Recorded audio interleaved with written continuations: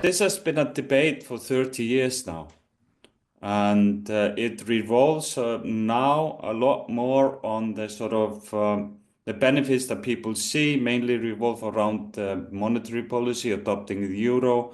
Interest rates and inflation are stubbornly high in Iceland and have remained so over a prolonged period, and many people see a benefit in the euro to stabilize this pro-cyclical economy that the Iceland is sort of prone to be.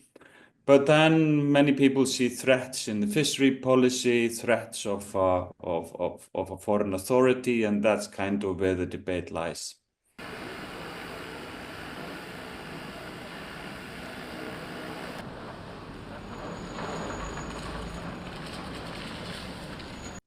So that's going to be the main stumbling block on whether a solution can be found on the fishing grounds, keeping the control of fishing in Icelandic hands. And that is an absolute prerequisite for any potential EU membership for Iceland. Iceland would never join the EU, not in a million years, without complete control over its fishings.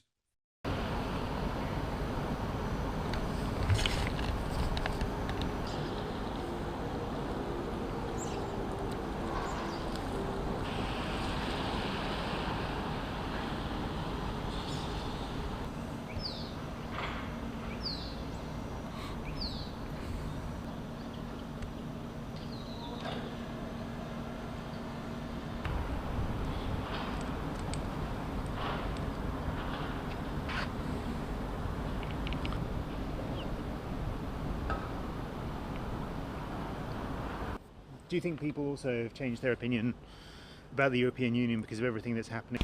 Well, it was exciting, and of course it was dangerous, and probably not in the 50-mile struggle. It was more in the 200-mile struggle. I was then a radio operator on the Balder, the converted stern trawler that the Brits called the tin opener. Balder kept on coming, then at the last moment pulled away, missing by 10 feet.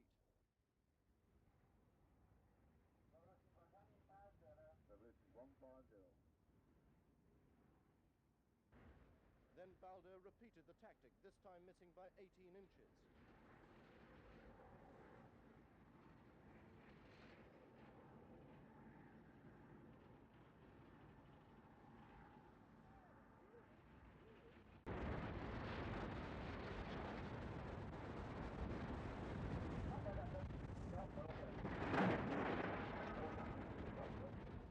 The damage was not severe, neither to Balder nor Diomede.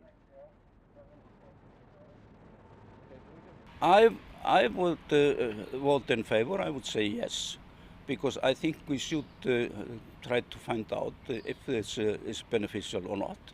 But if I find it not beneficial, say we completely lose control of our fishing stocks, then I would definitely say no, and when and if a possible agreement is on the table.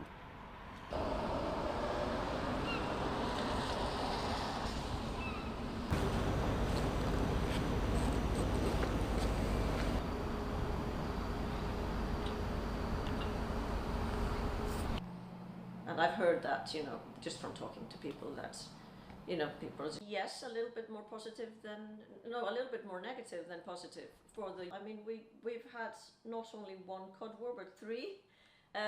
We have 100% of the profit in Iceland, and we want to keep it that way. So that is our worries if we join the common fisheries policy, is that this value chain that has generated all this profit for the Icelandic population, that will be torn apart.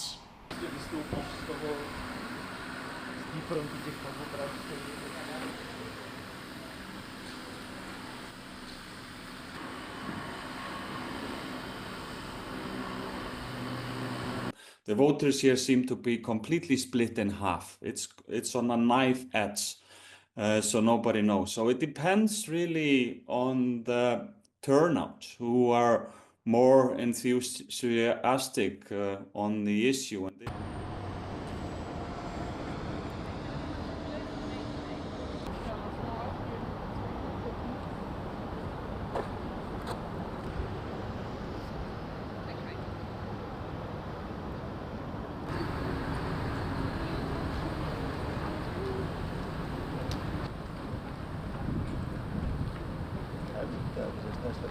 I think it's very important.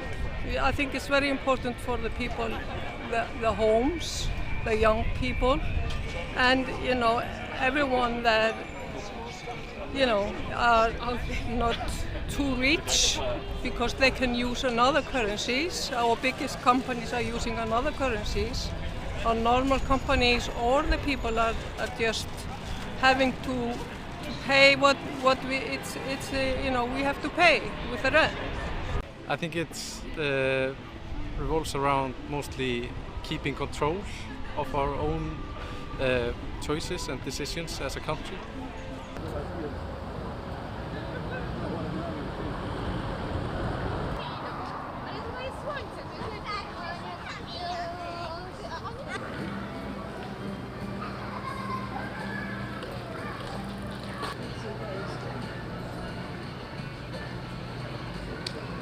The sort of geopolitical concerns haven't properly filtered through into the debate, but the main concerns revolve around the US sort of aggression towards Greenland, which is our closest neighbor, and that has given many people pause.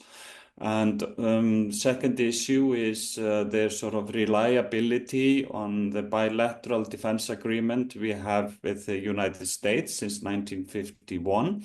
And Icelanders have always believed that our security is guaranteed by both that bilateral defense agreement with the US and then our membership in NATO. But this has now come into question again.